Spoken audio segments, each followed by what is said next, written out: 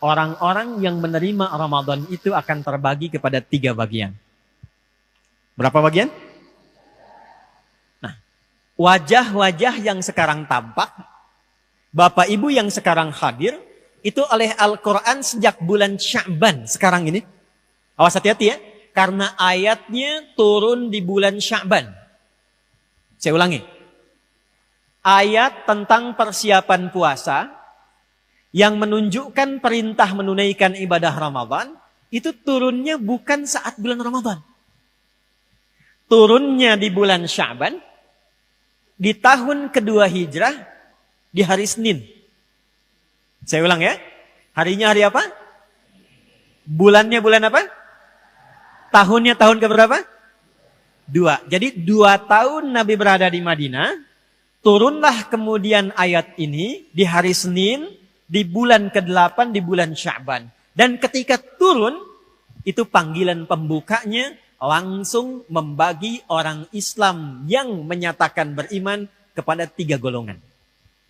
Nanti kita lihat kira-kira malam hari ini kita ada di posisi yang mana. Yuk kita cepat masuk, sekarang izinkan saya langsung masuk ke intinya. 1. Quran surah kedua Al-Baqarah ayat 183. Paling kiri sebelah atas di mushaf. Perhatikan kalimatnya. A'udzubillahi minasyaitonirrajim. Bismillahirrahmanirrahim. Ya ayyuhalladzina amanu kutiba alaikumus kama kutiba alal ladzina min qablikum la'allakum. Baik. Sekarang fokus baik-baik. Ya harfun nida, linida'il qarib wal mutawassit wal ba'id. Paham? Tidak. Ya, huruf yang khusus digunakan untuk memanggil dengan 3 keadaan objek. Disebutkan sebanyak 361 kali dalam Al-Quran. Ada 14 huruf panggilan di dalam bahasa Arab. Ada A untuk yang dekat. Ada ya, ada ayah, ada wa, dan seterusnya. Tapi dalam Al-Quran dari 14 ini yang digunakan para ibu sekalian, para bapak, itu cuma 1 huruf. Yaitu ya. Dia digunakan untuk memanggil objek dengan 3 jarak. Perhatikan baik-baik. 1, linida'il qarib. Untuk memanggil objek dengan posisi yang dekat. Saya beri contoh, ini ada Pak Wahyani. Saya panggil, ya Sayyid Wahyani. Wahai Pak Wahyani. Karena dekat dengan saya panggil menggunakan ya. Ada jarak yang menengah dari sini. Misal, di pertengahan itu misalnya, ada Ibu Aisyah, misal. Ada yang namanya Aisyah? Misal ya, saya panggil, ya Sayyidah Aisyah, pakai ya. Dalam jarak yang menengah. Ada yang paling jauh di belakang, misal namanya Ahmad. Saya panggil juga dengan menggunakan ya Ahmad. Jadi huruf ya itu huruf yang paling gampang digunakan untuk memanggil dengan semua jarak. Jadi kalau ibu, bapak sedang tersasar di Mekah, bingung, ingin cari orang bantu, gampang, gak usah sebut nama, bilang 1 huruf, ya, nengok semua tuh. Balik. Jadi izin Bu, saya punya pengalaman waktu tugas haji 2010. Ini jemaah kita tuh luar biasa. Ada jemaah datang haji nyampe Mekah, tiba-tiba maktabnya lupa. Lantas dia cari-cari, ketemu sama askar. Jamaahnya tidak bisa bahasa Arab, askarnya nggak bisa bahasa Indonesia. Cuma orang kita kan pintarnya luar biasa. Ujian aja SKS gitu kan. Sistem kebut. Sekarang 1 jamba. Itu menariknya. Karena beliau ada tanda gelang di maktabnya, langsung menghadap ke askar, dia katakan begini, Pak, ihdinas siratal mustaqim. Tolong tunjukkan saya jalan yang tidak muter-muter sampai ke maktab. Jalan lurus itu kan tidak muter-muter. Ya? Nah yang Arab ini askarnya tidak bisa bahasa Indonesia, sulit menjelaskan tapi tidak hilang akal. Maka dilihat di gelangnya ada maktabnya, diketahui tempatnya, lalu beliau mengarah ke maktab, beliau katakan, Pak, siratal ladzina an'amta 'alaihim ghairil maghdubi 'alaihim waladdallin. Ikuti jalan yang ini saja sehingga Bapak nikmat sampai ke maktab. Jangan belok-belok takut tersesat atau Bapak dicela orang gitu. Terus. Saya balik. Ya, disebutkan 361 kali dalam Al-Quran. Belum selesai. Ayyuha.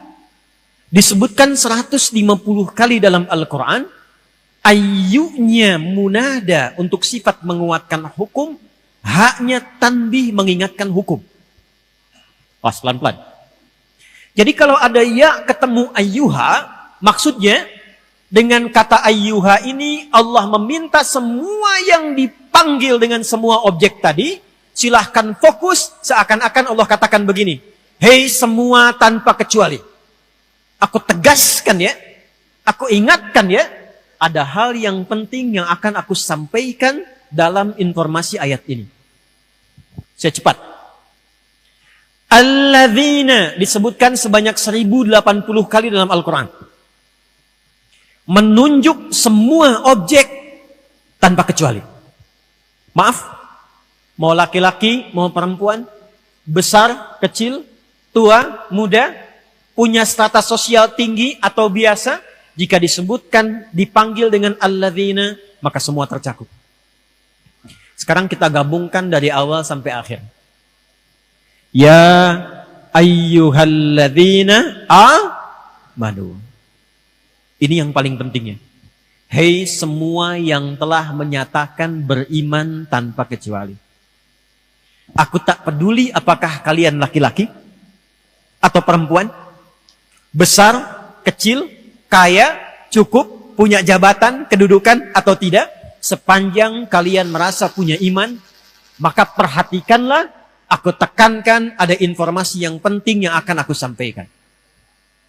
Apa kaitan dengan pertemuan kita? Saya mau tanya sebentar. Semua yang ada di sini merasa beriman atau tidak? Saya ulangi. Jawab yang tegas, kita beriman atau tidak? Ketika kita menyatakan beriman, kira-kira ayat ini berlaku untuk kita atau tidak? Sekarang perhatikan. Ketika kalimat iman dibuka dengan kata ya di dalam Al-Quran, artinya Allah sekaligus memanggil dan membagi pemilik iman itu kepada 3 bagian. Lihat kaitannya.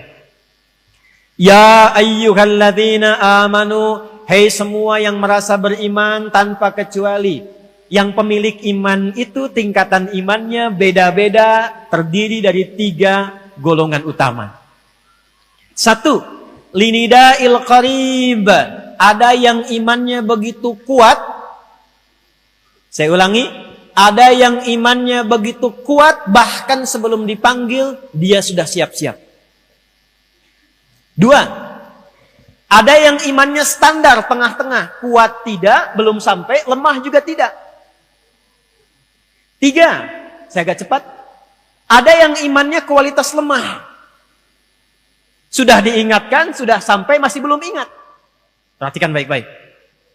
Ya ayyuhalladzina amanu. Aku tidak peduli, kata Allah, sepanjang dia merasa punya iman, maka yang lemah imannya dengan informasi ini akan dinaikkan menjadi kuat, yang menengah akan semakin dekat, dan yang kuat akan semakin lekat dengan Allah Subhanahu wa Ta'ala. Jadi Allah buka keterangan tentang Ramadan di bulan Sya'ban. Satu, membagi keadaan iman kita. Sekaligus yang kedua, memberikan berita penting. Ramadan bisa mengangkat derajat keimanan seseorang yang jauh dari Allah pun seketika bisa menjadi dekat ketika ia memanfaatkan Ramadan dengan baik. Yuk sekarang kita ilustrasikan ya. Bapak Ibu sekalian, kalau pengen ngecek iman kita sekarang di kondisi lemah, menengah, atau kuat, itu ada standarnya di Quran surah ke-8 ayat kedua. Saya ulang ya.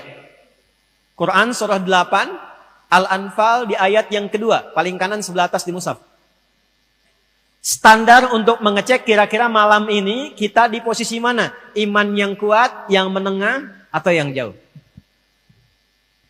Innamal mu'minuna. Innama adatul hasri.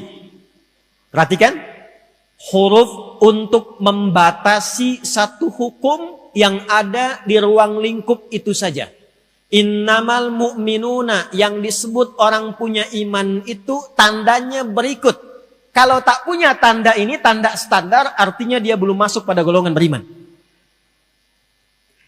Satu, idza dzukirallahu, jika disebutkan nama Allah kepadanya, wajilat qulubuhum, ada getaran dalam hatinya. Saya ulang ya.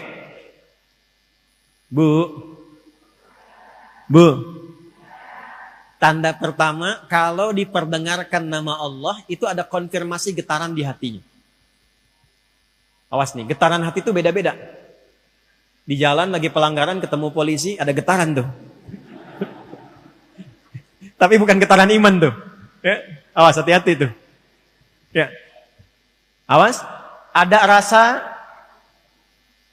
orang tua kepada anak, itu ada getaran. Apa yang membedakan getaran iman dengan getaran kemanusiaan? Perhatikan standarnya. Akan disebutkan nama Allah yang ketika diperdengarkan di telinga kita, konfirmasinya langsung datang lewat iman. Telinga, bahasa Arabnya udhun. Jamaknya disebut adzan. Setiap hari, 5 kali dalam pergantian waktu, itu nama Allah disebutkan dalam setiap pergantian waktu. Pagi baru bangun tidur disebutkan. Siang disebutkan. Ganti sore disebutkan. Masuk menjelang malam, maghrib disebutkan. Malam sebelum tidur disebutkan. Untuk mengecek, jangan-jangan kata Nabi, ada yang paginya yusbihu mu'mina, dia masih punya iman, wa yumsi kafira, ternyata sorenya hilang imannya. Diperdengarkan di telinga kita, bahasa Arabnya adzan. Maka dalam adzan, kalimat pertama yang disebutkan nama Allah atau bukan? Allahu Akbar, Allahu Akbar. Begitu disebutkan ada getaran. Nah, saya mau tanya begini. Kalau adzan itu panggilan untuk apa? Salat. Itulah sebabnya kenapa dalam Al-Quran salat satu-satunya ibadah yang disebut dengan iman. Ada salat, ada zakat, ada puasa, ada haji. Hanya salat ibadah dalam Al-Quran yang namanya disebut dengan iman. Al-Baqarah ayat 143. Paling kiri sebelah bawah di mushaf. Lihat di ujungnya. Allah. Wa ma kana Allahu liyudhi'a imanakum. Kalau ada orang sholat dilakukan dengan imannya, tapi dia nggak tahu kiblat, maka karena imannya kepada Allah, dia menghadap dengan berkeyakinan dia menghadap kiblat. Kata Allah, imannya itu yang aku nilai sebagai sholatnya. Perhatikan. Dan kata sholat dalam Al-Quran itu menjadi pembuka kata yang disandingkan dengan iman. Jadi kalau teman-teman baca Quran, mencari kata iman pertama dalam Quran disandingkannya dengan sholat. Al-Baqarah ayat 3. Alladzina yu'minuna bil ghaibi wa yuqimunas. Ada orang-orang takwa yang cirinya dia punya iman konsisten. Pembuktian pertamanya dalam sholat. Maaf, jadi kalau pengen ngecek iman kita itu standarnya rendah, menengah, atau kuat, maka cek dalam sholat. Bagaimana cara ngecek dalam sholatnya? Alhamdulillah. Inilah detailnya Al-Quran. Al-Baqarah ayat 238, paling kanan sebelah atas, pojok. Lihat kalimatnya. Hafizu alas salawati was salatil wusta wa qumu lillahi qanitin. Kata Allah, coba cek, kira-kira orang yang muslim beriman itu tahu waktu sholat untuk menjaganya atau tidak? Yuk, sebentar. Subuh besok jam berapa? Oh, jangan lihat sini, nggak ada. 4:35. 4:24. Terjadi perbedaan pendapat waktu sholat subuh. Di mana ini ahli hisab? Ya, ini menunjukkan kita datang dari tempat yang berbeda-beda. Ya, baik. Kita ambil yang standar, misal 4:35, 4:27. Tadi di Lanut 4:26 saya. Ambil 4:27 lah ya, izin Pak ya. 4:27, 4:35 komat beliau. Lihat, 4:37. Allahu Akbar, Allahu Akbar. 4:37. begitu dipanggil, saat dipanggil kita langsung sadar, ya Allah sudah azan, siap-siap sholat. Ini adalah menunjukkan iman yang standar.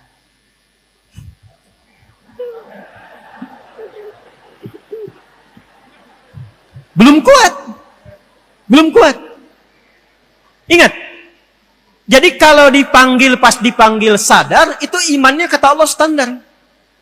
Izin Bu Rektor, di sini aktivitas jam berapa dimulai? Ya. Jam 8. Kampus aktivitas kuliah dibuka jam 8. Mahasiswa datang jam 8. Standar tidak? Standar. Kalau Anda datang jam 6, itu artinya di atas standar. 4:27 azan. Allahu Akbar, Allahu Akbar. Ada orang yang bahkan siap-siap dari jam 3. Disebutkan di Quran, dia nunggu pemanasan dulu supaya subuhnya itu optimal. Dia tahajud dulu, dia istighfar dulu, dia tunggu sampai tiba waktu subuh. Itu yang tadi saya bacakan, rakaat kedua dalam salat Isya. Quran surah 51 ayat 15 sampai dengan ayat 18. Itu adalah tentang orang ahli surga yang masuk surga dari taman surga yang disifati oleh Allah sedang beraktivitas di bumi. Di antara cirinya, dia menyiapkan persiapan subuh, dia datang sebelum dipanggil. Itu iman yang tinggi. Jadi kalau 4:27 dipanggil Anda datang, itu standar. Jam 3 Anda siap-siap, di atas standar. Tapi kalau 4:27 dipanggil, Anda baru sadar jam 7:42. Nah, itulah wajah-wajah iman terlemah itu. Ya. Nah, ketika ayat Ramadan ini dibuka dan turun, ini maksud saya. Turunnya bulan Sya'ban, dibuka dengan panggilan iman, diawali dengan kata ya, Allah itu maha tahu. Semua orang beriman tuh tingkat imannya nggak sama. Tadi aja sholat kan ada yang nunggu qomat dulu. Ya kan? Ya. Ini kan ibu pas mau kajian aja datang duluan. Coba kalau di luar kajian. Tuh. Tapi indahnya pembuka Quran itu, perhatikan kalimatnya. Kata Allah, Ramadan ini spesial. Karena ia bisa mengangkat iman yang paling rendah pun, itu bisa naik ke posisi tertinggi. Itulah kehebatannya Ramadan. Keunggulannya Ramadan. Ini yang menjadikan awal Ramadan itu menjadi berkah. Karena di awal Ramadan itu, semua jenis rahmat Allah diturunkan, mencakup semua pemilik iman. Itulah sebabnya, nanti Masjid Walidah ini, pada saat malam pertama Ramadan, jangankan yang sering ke masjid, yang jarang ke masjid pun bisa saf pertama. Maaf, jangan simpulkan yang datang saf pertama nggak pernah ke masjid ya. Tapi kalau nggak percaya silahkan Bu. Yang nggak pernah pegang mushaf, itu ibu-ibu malam Ramadan bisa tadarusan. Yang jarang sholat sunnah, itu Ramadan itu bahkan dikejar keadaan sunnahnya. Itulah indahnya Ramadan. Itulah indahnya Ramadan. Tapi siapa yang bisa mendapatkan itu? Ialah orang-orang yang memulai persiapan sejak Sya'bannya. Jadi kalau kita tidak tarhib dari bulan Sya'ban, vibes-nya nggak akan dapat. Ya. Auranya tidak akan sampai. Itulah sebabnya hadis riwayat An-Nasa'i. Saya cepat. Nomor hadis 2357. Silakan dicek, saya sudah lihat. Riwayatnya dari sahabat Usama bin Zaid radhiyallahu taala anhu. Dikonfirmasi oleh Sayyidah Aisyah di Al-Bukhari, perhatikan kalimatnya. Qala ya Rasulullah, ya Rasulullah, lam araka tasumu syahra. Saya tidak pernah menyaksikan Anda menunaikan banyak puasa sunnah hampir dalam sebulan. Kama tasumu Sya'ban atau kama qala. Seperti Anda menunaikan puasa sunnah ini di bulan Sya'ban. Saya ulang ya. Hadis ini memberikan kesan Nabi itu bulan Sya'ban itu sudah tarhib Bu, untuk persiapan Ramadan. Anda bayangkan seorang Nabi istimewa, ada ayat turun memujinya, wa innaka la'ala khuluqin azim. Ada satu surat diturunkan menjamin surganya sebelum wafat, surah Al-Kautsar. dipuji oleh Allah dengan semua keluarganya, dipuji sahabatnya, dipuji umatnya. Nabi mulia ini masih persiapan menjelang Ramadan dari sejak Sya'ban. Ada yang mengaku umat Nabi Muhammad, tidak pernah ada ayat turun memujinya. Tidak ada satu ayat atau surat bahkan menjamin surganya. Tidak disebutkan keluarganya dalam Al-Quran. Bahkan dia mengaku muslim dan beriman, tidak memiliki persiapan sebelum datang Ramadan, sehingga ketika sampai Ramadan, tidak siap dia untuk menjemputnya. Itu poin satu. Karena itu tolong malam hari ini, silahkan dicek kira-kira berada di level mana keimanan kita.